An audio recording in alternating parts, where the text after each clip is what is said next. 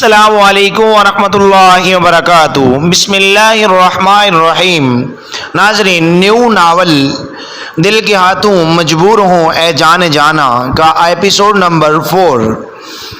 اب چلتے ہیں اپنی ویڈیو کی جانب۔ کمرے میں قدم رکھتے ہی عمر کی نظر حبا پہ پڑی جو اسی پوزیشن میں بیٹھی ہوئی تھی۔ عمر کا دل تڑپ گیا اسے یوں دیکھ کے۔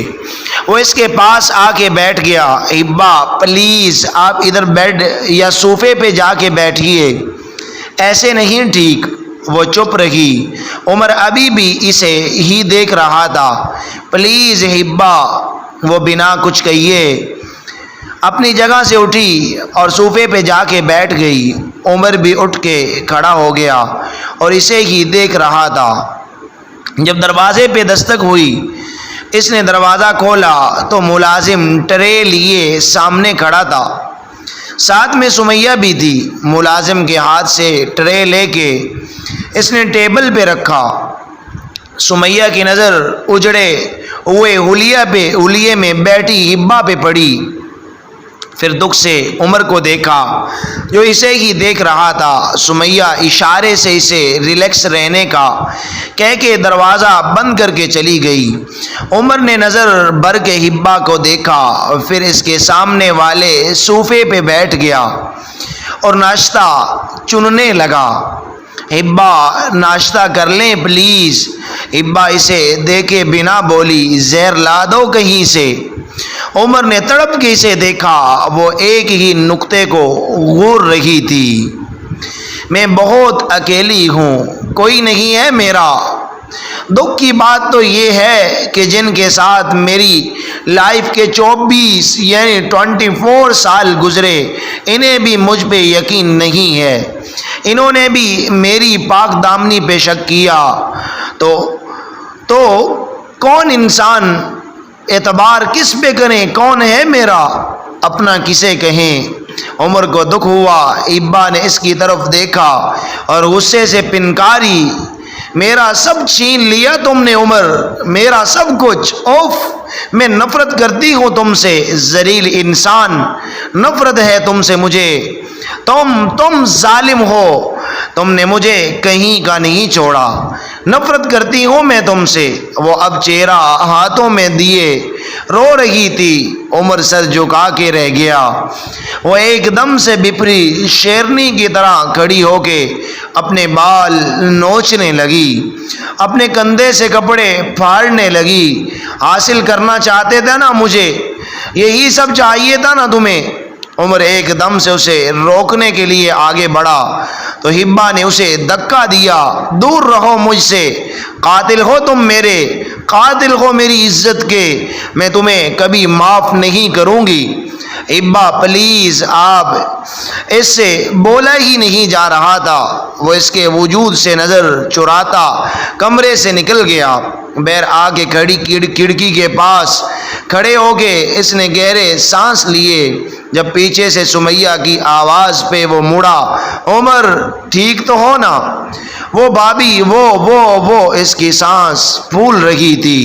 وہ نفرت کرتی ہے مجھ سے، پلیز اسے سنبھالیے جا کے۔ وہ رو رہی ہے۔ عمر سے بولا بھی نہیں جا رہا تھا۔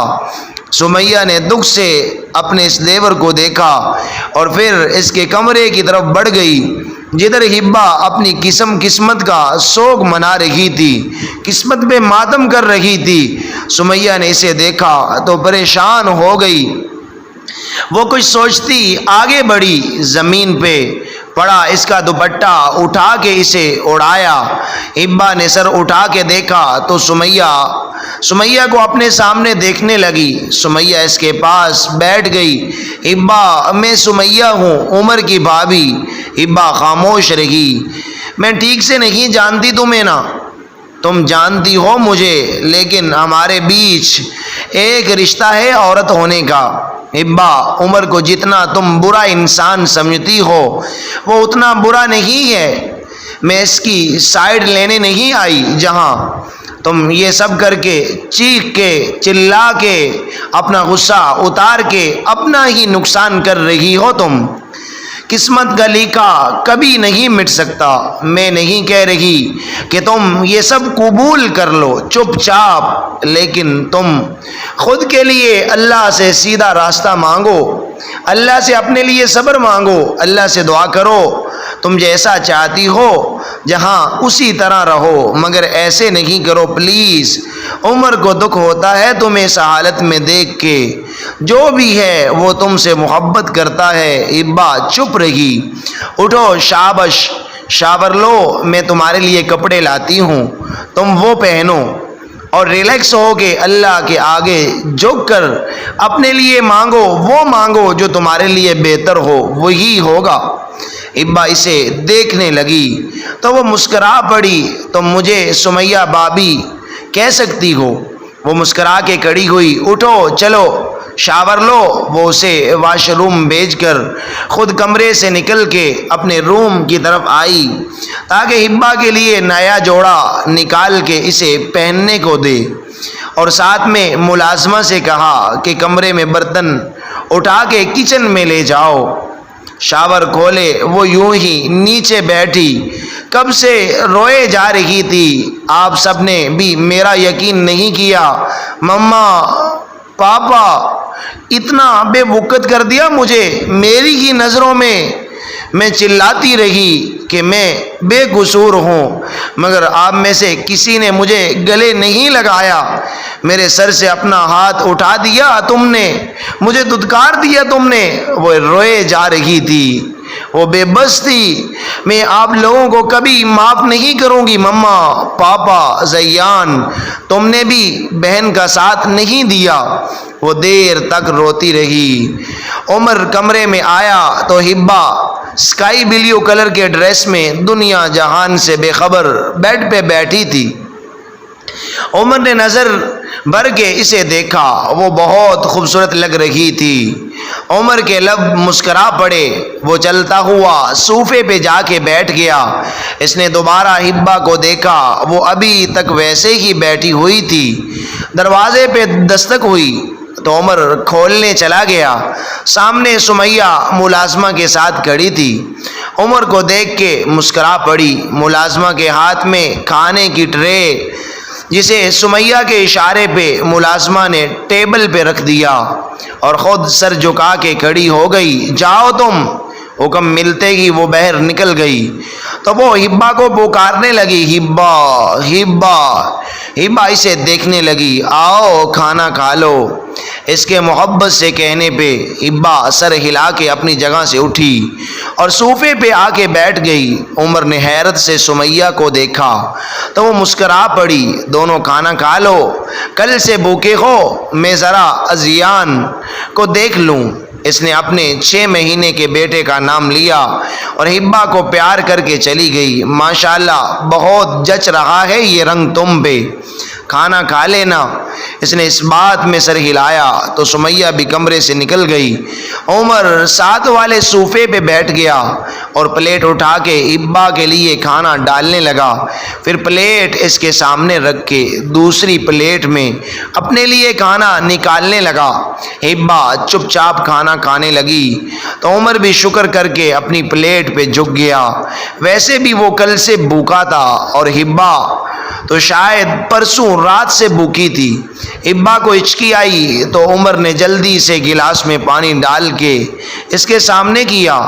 وہ اسے نظر انداز کر کے دوسرے گلاس میں پانی ڈال کے پینے لگی۔ عمر نے گلاس واپس رکھ دیا اور ہبا کے جھکے سر کو دیکھنے لگا۔ علی احمد صوفے پہ بیٹھے عمر کے جھکے سر کو دیکھ رہے تھے، ساتھ میں بلال بھی بیٹھا ہوا تھا، اور کوثر علی احمد کے پہلو میں بیٹھی ہوئی تھی۔ میں سوچ رہا تھا کہ کوئی فنکشن رکھا جائے تمہارے نکاح کی خوشی میں۔ کوئی ضرورت نہیں، عمر نے اچانک سے جواب دیا۔ اسے مزید کوئی تنگ نہ کریں اب، اور نہ اس پہ کوئی دباؤ ڈالیے گا۔ وہ میری بیوی ہے اور اس گھر کی بہو ہے۔ بس عمر کے دو ٹوک انداز پہ علی احمد اسے پرسوچ نظروں سے دیکھ رہے تھے۔ بلال خاموش تھا۔ اگر اور کوئی بات نہیں کرنی آپ نے تو میں اپنے روم میں جاؤں؟ بول کے اس نے کچھ دیر تک سب کو باری باری دیکھا، پھر اپنی جگہ سے اٹھ کے لاؤنج سے نکل کے اپنے قدم سیڑھیوں کی طرف بڑھا دیے۔ کمرے میں آ کے اس کی نظر سامنے صوفے پہ سوتی حبا پہ پڑی۔ وہ گہری نیند سو رہی تھی۔ عمر نے الماری سے بلینکٹ نکال کے اس کے اوپر اڑا دیا اور خود دوسرے صوفے پہ بیٹھ کے اس کا جائزہ لینے لگا۔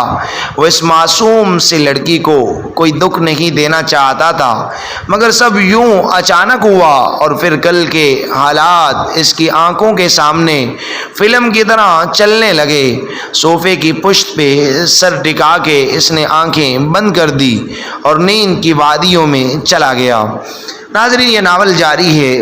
اب نیکسٹ قسط میں دیکھیں گے کہ کیسے حبا اور عمر کی آیا ناراضگی ختم ہوگی یا نہیں، آگے ان کی زندگی کیسے چلے گی۔ آپ دیکھ ہی رہے ہیں سمیہ کی کوشش پہ آپ کو یوں محسوس ہو رہا ہے کہ یہ ناراضگی ختم ہوگی، اور آگے کیا ہوگا۔ آیا عمر حبا کے گھر والوں کو یہ ساری حقیقت سے آگاہ کرے گا یا نہیں، حبا کے بچھڑے ہوئوں کو حبا کے ساتھ ملائے گا یا نہیں، حبا کی گئی ہوئی عزت کو واپس لوٹائے گا یا نہیں، یہ سب حقیقتیں نیکسٹ ایپیسوڈ کے ساتھ جڑی ہوئی ہیں۔ اگر آپ یہ چاہتے ہیں کہ یہ سب حقیقتیں آپ جان سکیں تو آپ کو ویٹ کرنا ہوگا ہمارے نیکسٹ ایپیسوڈ کا۔ میں امید کرتا ہوں کہ آپ کو یہ ناول بہت زیادہ پسند آیا ہے۔ اگر پسند آیا ہے تو پلیز ہمارے چینل کو سبسکرائب کیجئے اور ہماری ویڈیو کو لائک اور شیئر کیجئے اور ساتھ ہی کے بیل آئیکن کو پریس کر لیجئے تاکہ ہر آنے والی نیو اپلوڈ سب سے پہلے آپ تک پہنچے، اور کمنٹس باکس میں اپنی رائے کا اظہار ضرور کیجئے۔ جزاکم اللہ خیر، ہمیں اجازت دیجئے، نیکسٹ ایپیسوڈ، اللہ حافظ۔